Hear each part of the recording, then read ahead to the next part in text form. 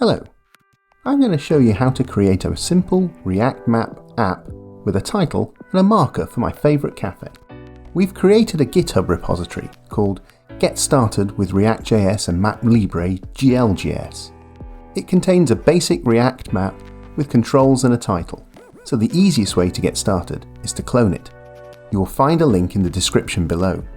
All the commands I am using can be found in the step-by-step guide. Again, the link is in the description below. Let's start. Download the repository, go to the project folder, My React Map, and install all the dependencies. These are all the libraries you'll need to build the map.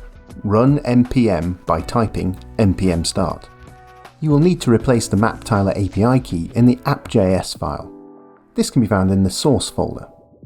To get your own key, go to maptiler.com and click on My Cloud to sign up. Signing up is free and allows you to try out MapTiler's API software and data. The key is in the Account API Key section. Copy and paste it into your app. Now let's add the marker. App.js already uses the React Map GL library for creating the map, and you can use it for creating markers as well.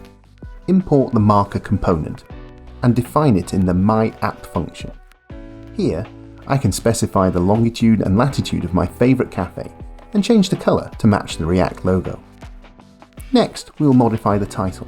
This is defined as the Navbar component. The source code of this component is in the Components folder. Open navbar.js.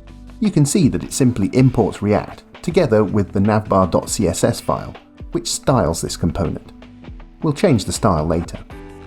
The navbar is a functional component which returns a div element for the title. The div contains h1 tags for the title text. Be aware that this is not in HTML but JSX format. That means the class name must be written in camel case. Edit the text in the h1 tags to give your map its proper title. Next, you can modify the style of the title simply by changing the navbar.css file.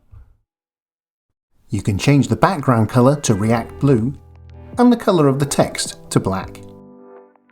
If you decide to change the padding or the margin of the heading class, be careful, as this affects the size of the navbar.